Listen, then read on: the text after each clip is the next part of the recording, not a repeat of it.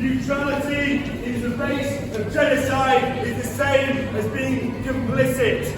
We will not rest until Israeli apartheid is brought to an end, until Palestinian people are free from bombs and oppression. We are here until the Palestinian people are liberated and there is a secular state, a single state of Palestine.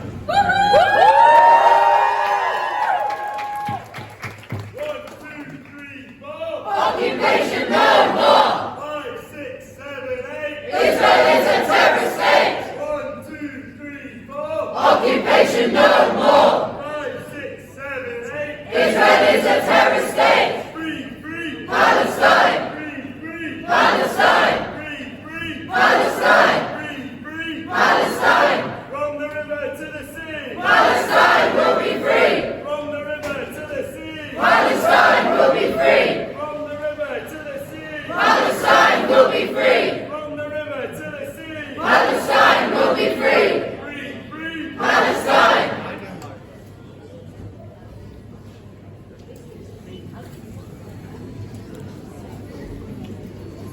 Assalamu alaikum, dear brothers and sisters.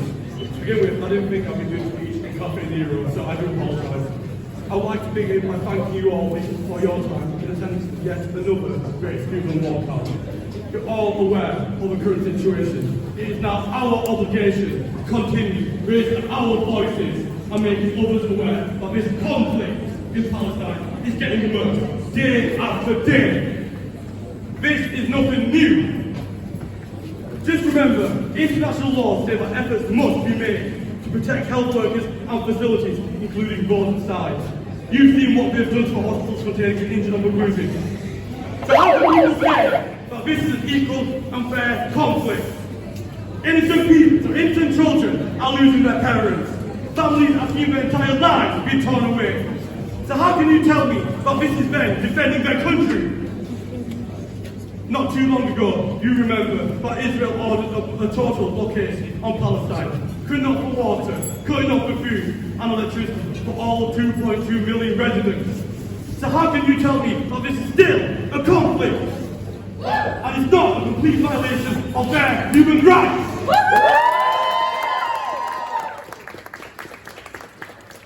My dear brothers and sisters, this isn't the first time, and it will not be the last time. December 2008, November 2012, August 2014, March 2018, May 2021, August 2022, and now, November 2023. We must continue to voice our opinions. We must continue to resist the siege on Gaza. As citizens of the UK, we have a civic duty to select our representatives on local and regional scale. These are individuals funded by our tax money to legislate and voice our opinions. We are their constituents. As I recall, the leader of a major political party endorsed and supported Israel's decision to cut off the water and electricity supply to Gaza. The party who told me that they are the party of the people, supporting an inhumane government suppressing innocent civilians in Palestine. Our current government fails to mention even the death toll or anything at all, but it comes at no surprise when the ex-Home Secretary, Priti Patel, attended a secret Israeli meeting to secure more money for them. Just remember that I want them to remember when it comes to the next elections that we will remember their words and actions, and we will hold them accountable.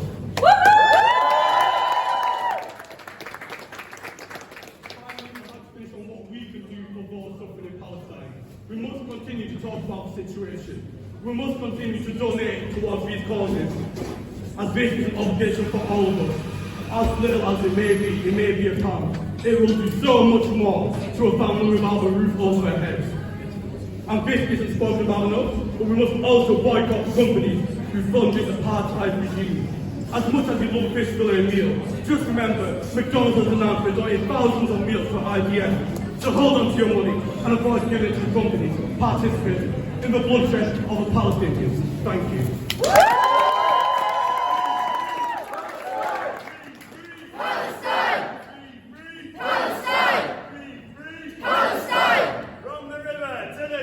Palestine will be free! From the river to the sea! Palestine will be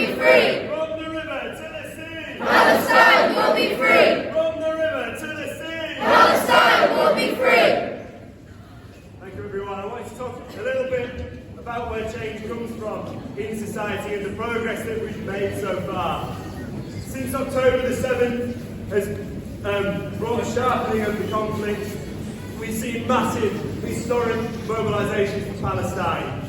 Just 2 weeks ago in London was the second largest protest in British history, the largest movement for Palestine in history. Between 800,000 people and 1 million marched through London streets.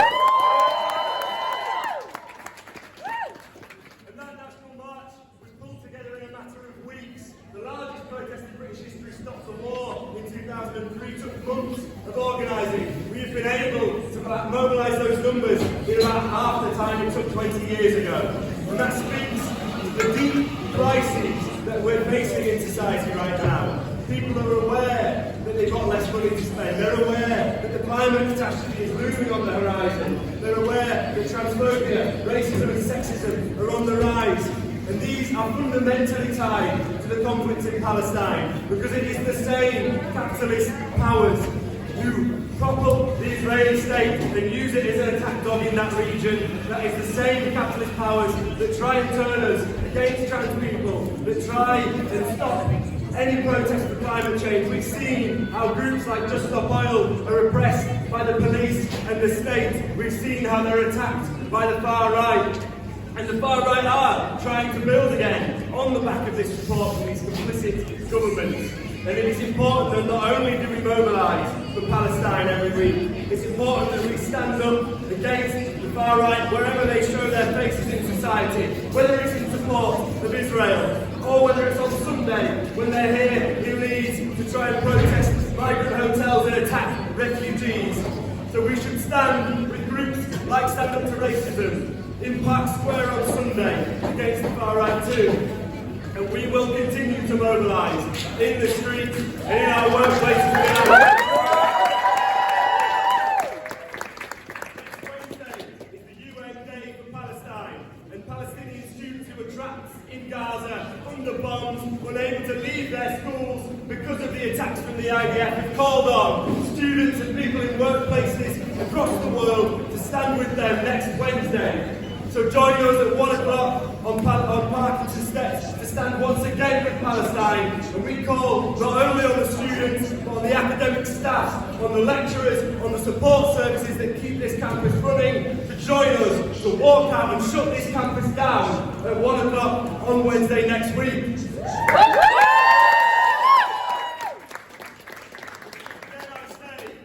Having a neutral stance in the face of genocide is to be complicit in that genocide. If you are not standing up for the Palestinian people, then you are against them. So please raise your voices and join us in these demonstrations. We can make these occupations bigger. We can shut down our workplaces across this country and around the world. And that is how you win change in society.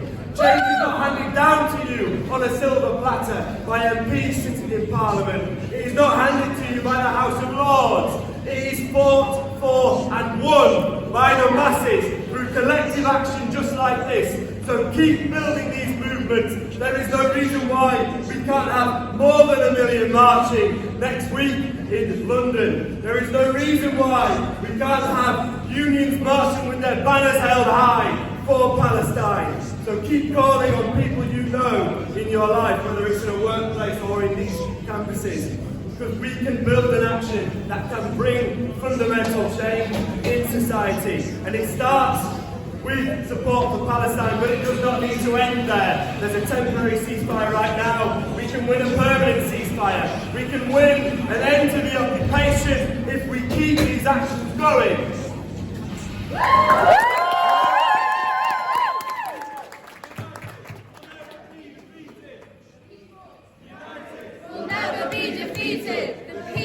United will never be defeated. The people united will never be defeated. The people united will never be defeated. The people united will never be defeated. The people united will never be defeated.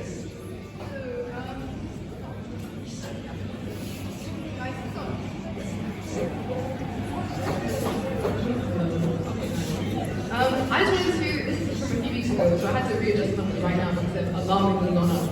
But I wanted to make a on the children of Palestine, their dreams, and how those have been crushed by the Israeli regime. When the children of Palestine have been asked, what do you want to be when you grow up? What do you dream of? Here is what they say. I dream of eating shawarma. I dream of eating sugar. I wish my father became the way he was before. I dream of seeing my mother eating bread. I dream of my mother coming back to life. I just want to play. I dream to study in university and give sweets to people at graduation. I dream of my father returning. I want to become a pilot and travel in free Jerusalem. I want all the people of Gaza to live in peace and for Jerusalem to be free. One boy said, but in Palestine, we don't grow up. We could be shot any second. We could be shot while walking. That's our life in Palestine. I want to go to my grandfather's old house, to reach there and see it. We have never reached there. The interviewer asked, what else? The boy replied, is there a dream bigger than going back home? That's it. I want to go back home. Some of those children interviewed a few years ago now in Gaza. We have no idea if they are alive or dead. Over 8,000 of these children, even babies and fetuses cut out of their dead mothers in the last 7 weeks alone, have been murdered by Israeli bombs. But don't you dare let them become numbers. Each number was a life full of soul, playfulness, laughter, dreams, to eat bread, to eat shawarma, or simply just to go home. For us, it's a no-brainer having breakfast, getting cozy in the evening, having the warmth and comfort of a home. For Palestinians, the dream of going home has become the sweetest of joys imaginable. Because for 75 years, going home has been a never-ending, hellish nightmare. 75 years of the world telling them their suffering is not real while they are bombed to pieces, robbed of their homes, raped, tortured, their children in prison, while they watch their families die with rubble in their mouths so deep they cannot call out a goodbye. Can you imagine how it feels to know the world has abandoned you? To have white men in suits you've never met beside the art of human life. For the world to call it complicated when one side has tanks and bombs, we're certified, and the other has kids who shake to the bone as they throw some stones. To be forced to prove your innocence because Palestinians are violent human animals, as the Israeli minister says. To have been forced from your home in Palestine to the UK, a scared child, only to be stabbed 26 times after a man saw the twisted news stories and decided that all Muslims must die. Can you imagine for a second what they feel witnessing their brothers, sisters, mothers, fathers drowning under the rubble of their own homes before their eyes, while the West and their fellow Arabs take a paycheck and, in return, to pretend to be blind? At first it was, we take every measure to protect civilian life. Now it's, how the airstrikes on Gaza are probably justified. They have laid their evil bare for the entire world to see. What do you call it when occupier versus the occupier? What do you call it when a military bankroll in the billions rates the equivalent of 2 nuclear bombs on a population of 2 million people living on a tiny strip of land who they have trapped inside? What do you call it when Israel robs Palestinian people of water, food, aid, fuel, electricity, and tells them to evacuate whilst living in a man-made cage? What do you call it when hospitals with thousands of dying kids have no fuel, water, or electricity to operate? What do you call it when hundreds of generations of people are wiped out from the Palestinian registry? A family, culture, and history erased from time. What do you call it when a man in a nice suit can brazenly say, there is no such thing as the Palestinian people? What do you call it when Netanyahu says, this is a war between the children of light and the children of darkness? What do you call it when Israel cuts off the people of Gaza from all communication and light, and indiscriminately bombs a dying, wounded, starved, blind population under the cover of darkness? If I wanted to sell my soul, I'd call it self-defense. But I want to keep it, so I'll call it what it is, a genocide.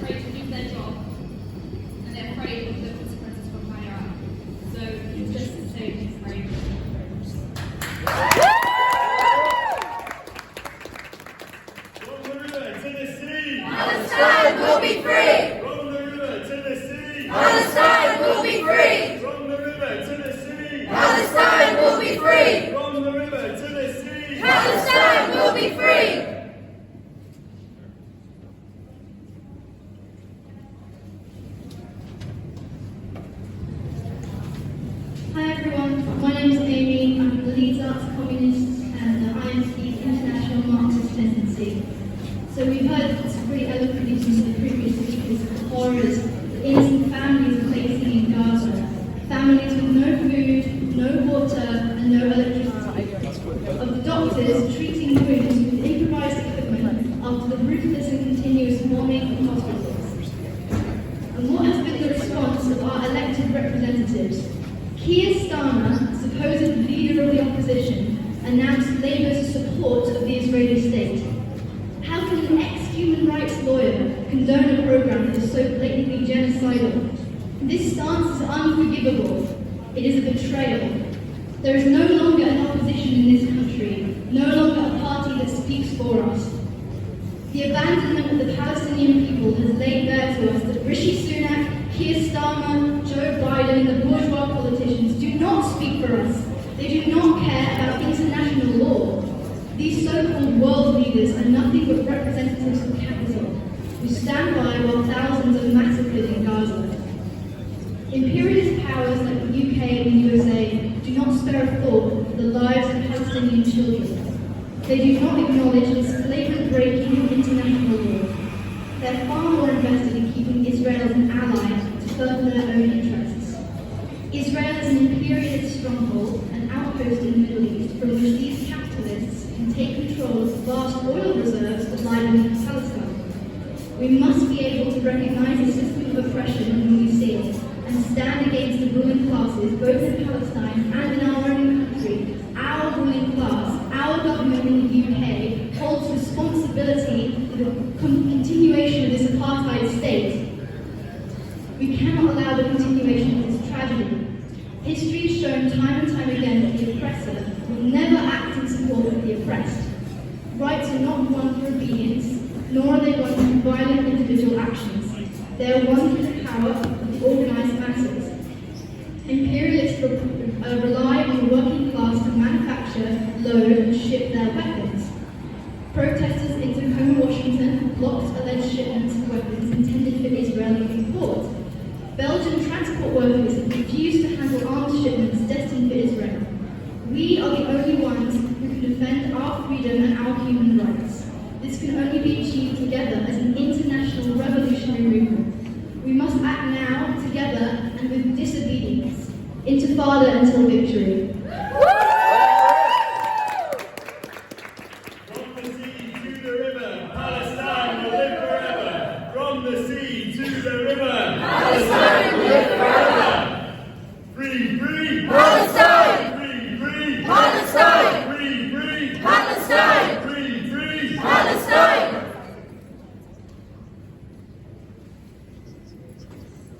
Hi. Before I begin what I want to say, I want to do something wrong. Everyone in this room, raise your hand if you've ever been discriminated for anything.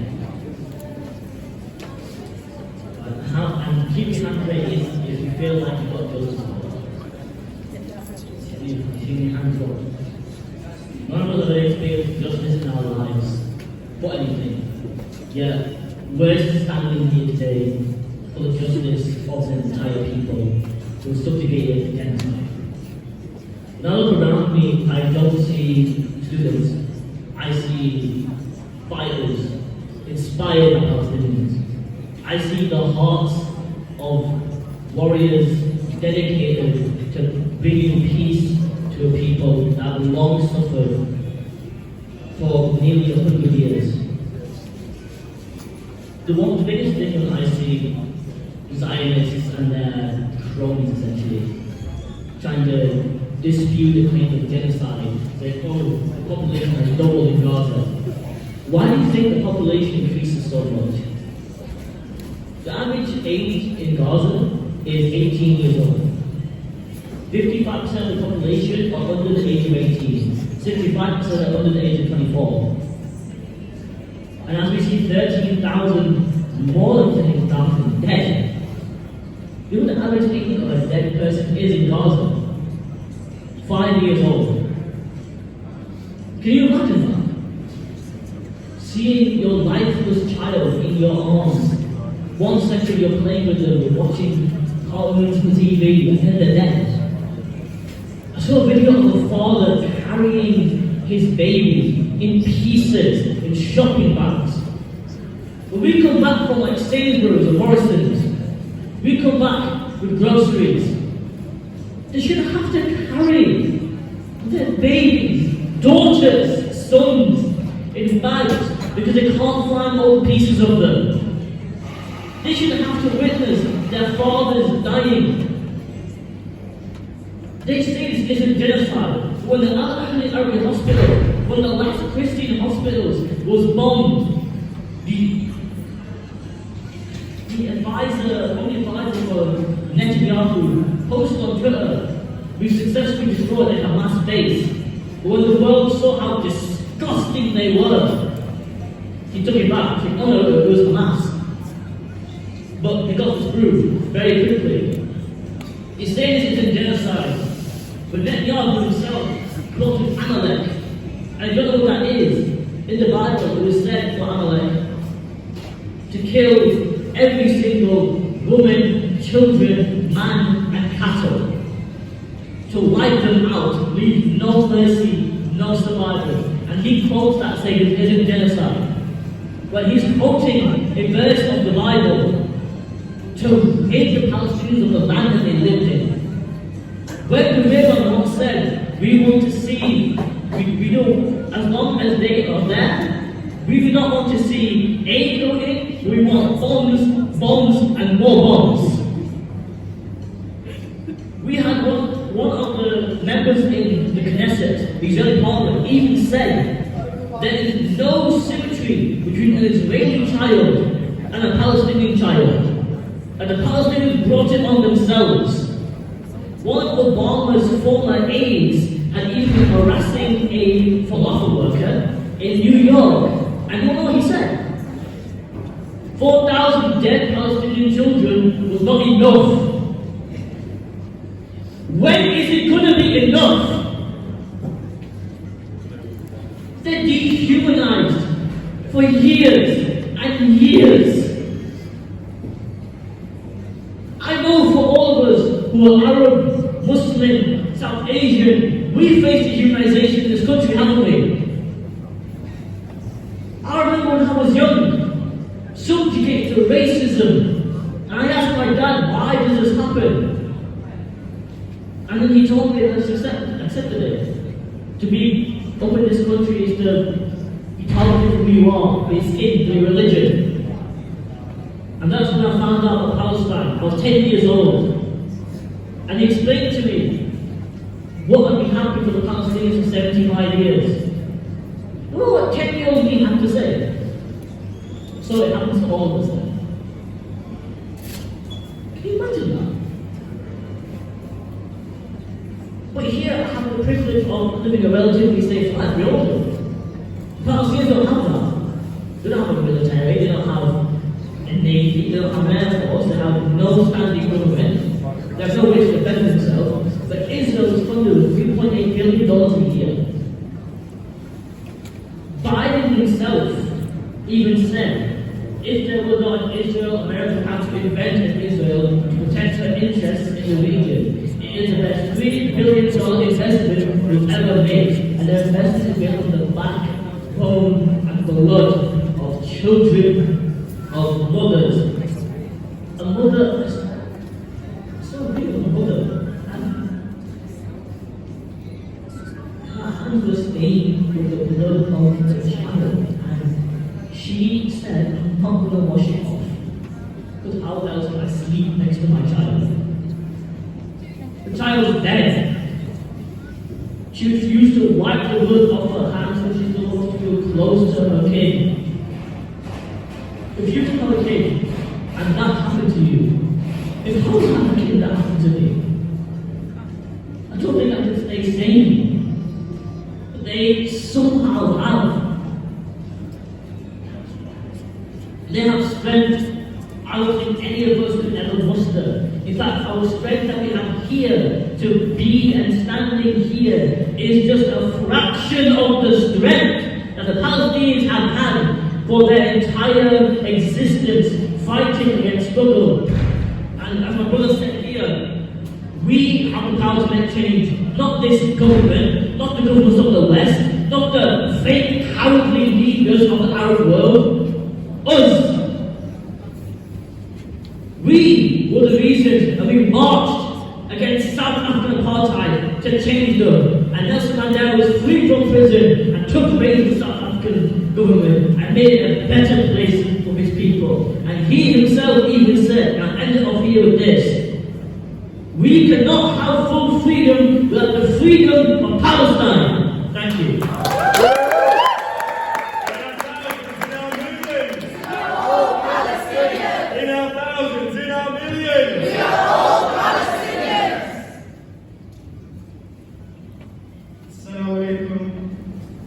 Today I'm going to be reading out a letter which Leeds University has sent out to the Vice Chancellor in light of the recent chaplain who has gone to serve the genocidal IDF.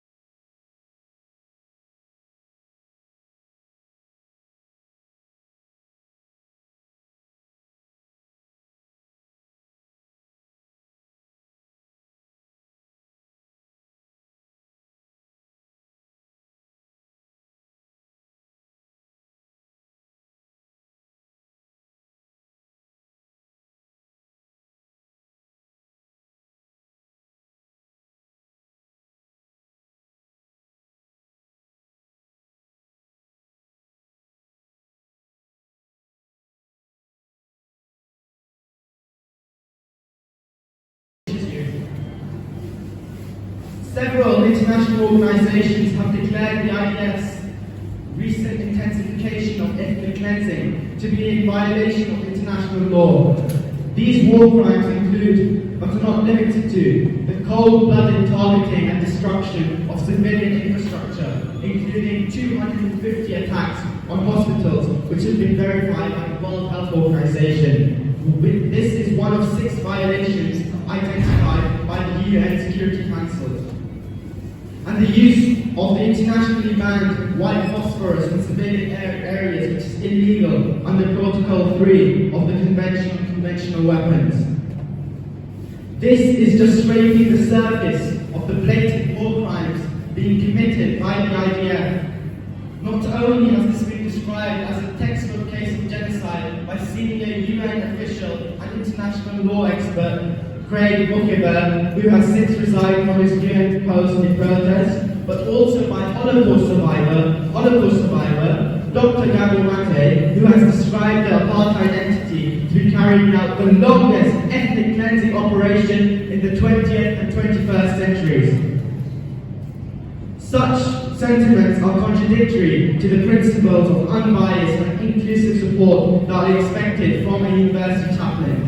To make matters worse, we've heard reports that the university knew he was asked to return to Israel and wished him well. Knowing this association with the IDF, how can students still see the chaplaincy as a safe space?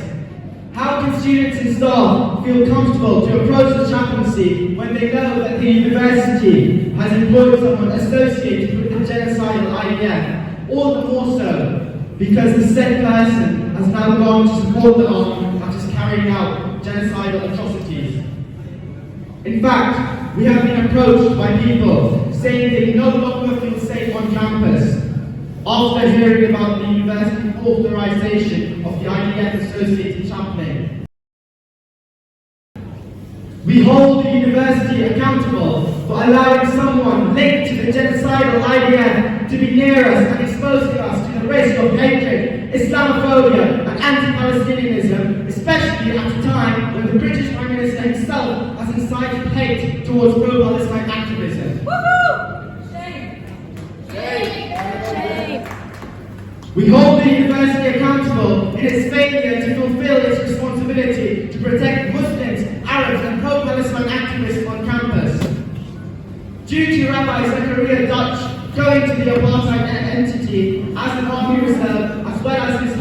following publicly shared videos, we see no reason for the university not to comply with our following demands so that the university can start to rebuild its reputation and, more importantly, make people safe on campus.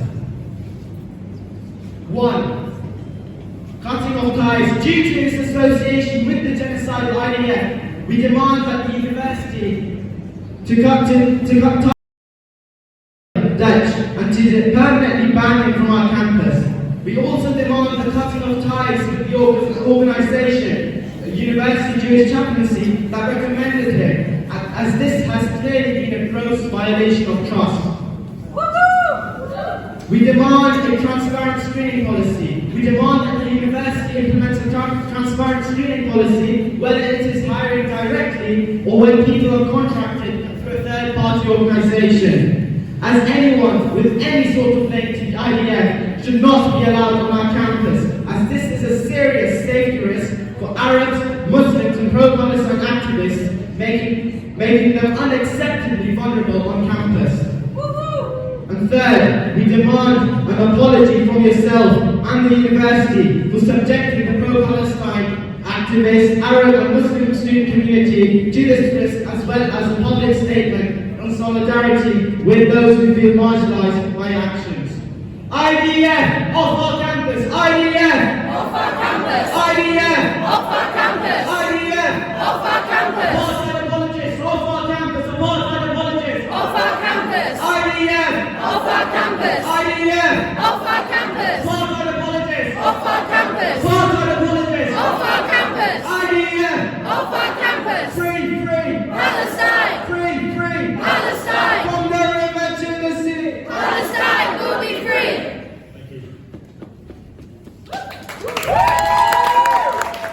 What do we want?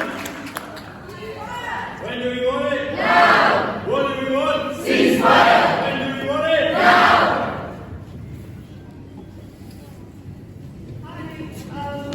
I have a lot of texts to my spoken, so usually it's something like I just want to say that I'm here just for this day and we are completely in solidarity with this movement and we're all here because we're so angry about government inaction and we acknowledge over a lot of different things that greed is coming at the cost of lives and also the action like this, the part of it is so important to show what needs to happen and bring people together. And our right to protest is so under threat right now. And just a little marching in London over the last few weeks, and Leeds student Ella Wood is currently in prison for peaceful protesting. The government is trying to crack down on our right to have marches like this and occupations like this, and we need to be able to execute. And so we're here in solidarity with this to say that we want to support all groups to keep able to do this. Free Palestine. Thank you all for coming. This march and occupation is called by the Socialist Working Student Society. I always forget to introduce myself for these things. I'm Jack, I'm a member of the Socialist Working Student Society. Thank you all for coming. This is the first occupation that's been held in support of Palestine on this campus. It will not be the last. Thank you all for coming.